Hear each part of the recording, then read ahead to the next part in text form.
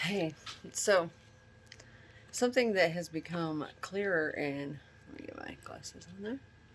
Clearer and clearer to me in the last, I don't know, 3 or 4 months since moving off grid. Is, and I'll probably have to do that off grid for a while now that I've had some lovely comments about it.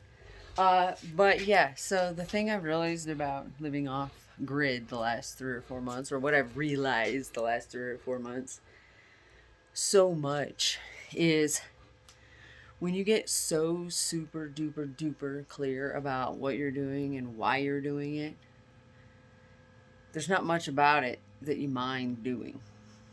So, like with us living here, we moved up here and all there was a cabin, a shell of a cabin. There was no power, there was no water, there was no anything. And I'm talking a 200 square foot cabin. So that's tiny, tiny. Think of the size of your house or apartment. So 200 square foot, and there was 6 of us when we arrived here, with 2 horse dogs and 2 cats and like 6 chickens. So there was a lot when I got here that I was like, oh my god, and I lost my shit a few times. I really did. I lost it. I broke down. I cried. I couldn't understand how I was gonna make this work. And here we are, just three months later, and we have a full powered cabin. While it is a little snug in this cabin right now because we have a lot put in here because we haven't got everything else built yet, we do. We have a full going cabin here. We have full electricity. We have solar power here. We have a well that's giving us water every single day. Water for 6 people. Um, and so we're we're managing very well. We really are. We have such great, beautiful scenery. Look at that. Check that out. I mean, oof, and that's not even the half of it. I get to have fires. I mean, look at that. Oh, babe. So, what I've realized is I've always known it because I've wanted to be a mom ever since I was a little bitty kid. And then I didn't realize I was going to start being a mom at 15, but I did. And I really wanted to do it really, really bad. So if it was mom related and I thought it was related to being a mom and a parent and loving my kid, I didn't mind doing it. Now, I was super confused about what I was doing and how I was doing it and everything that meant to be a good mom. And I was doing a lot of stuff I didn't have to. But even now, living here off grid, I'm reminded all the time that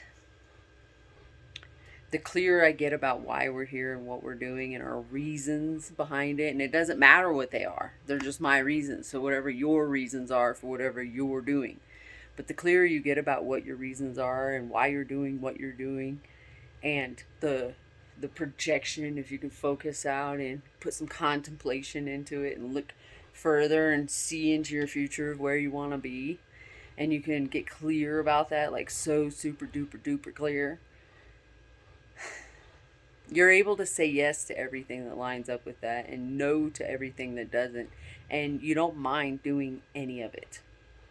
The no's, the yeses, the uncomfortables, the hards, the toughs, the whatever it is. When you're so clear and you just stay focused on it so much, like, it's right here in front of you, like this North Star, this thing that you're just focused and you got this line of sight that you just come back to.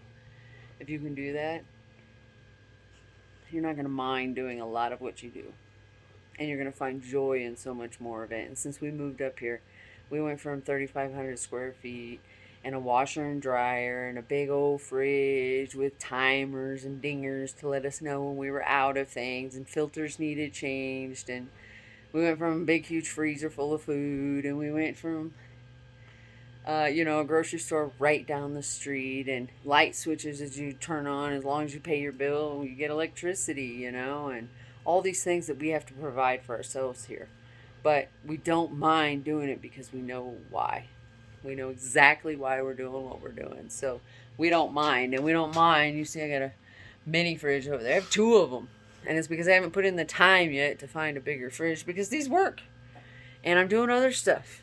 And I don't mind that I shuffle stuff around in that fridge a little bit.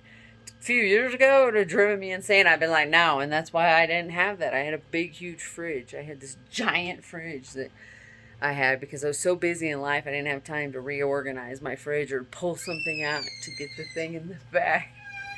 So, anyway, get clear about what you're doing. You're not going to mind doing it nearly as much, including being a partner, parent, your job, whatever it is. So, peace. See ya. What's up, Cokie and Johnny?